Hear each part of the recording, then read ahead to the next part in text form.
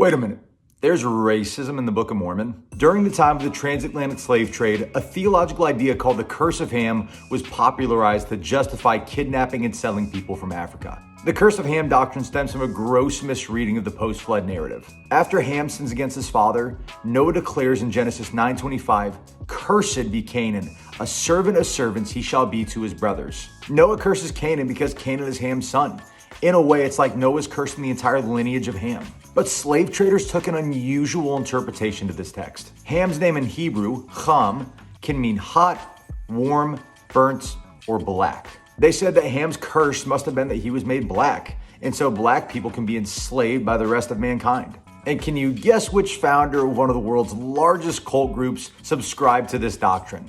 That's right, Joseph Smith. In his 1836 letter to Oliver Cowdery, Joseph Smith writes that the curse of Ham remains a lasting monument to the decree of Jehovah, to the shame and confusion of all who have cried out against the South. In other words, in the eyes of Joseph, those who wanted to abolish Southern slavery were going against the decrees of God. He goes on to say in the same letter that the curse is not yet taken off the sons of Canaan, neither will it be until it is affected by as great a power as caused it to come. Now, I've heard many Mormons cover this up by saying, hey, Joseph wasn't a perfect prophet, but neither were any of the prophets in the Bible. But the only problem is that this doctrine doesn't stay isolated to Joseph. It makes its way into the Book of Mormon. In 2 Nephi 5:21, God curses the Lamanites with black skin in response to their wickedness. And he had caused the cursing to come upon them.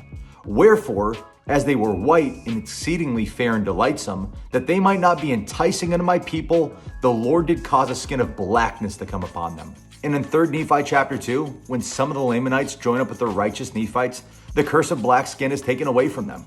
And their curse was taken from them, and their skin became white like unto the Nephites. And their young men and their daughters became exceedingly fair, and they were numbered among the Nephites, and were called Nephites. Now maybe it's just me, but this doesn't exactly sound like a story that came from God.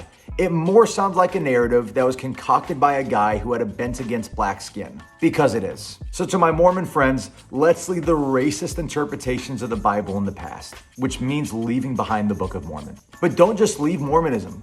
Join the true Christian church, the church that worships the triune God of Scripture who rules and reigns over all creation, the church that possesses the faith that was handed down once for all and delivered to the saints.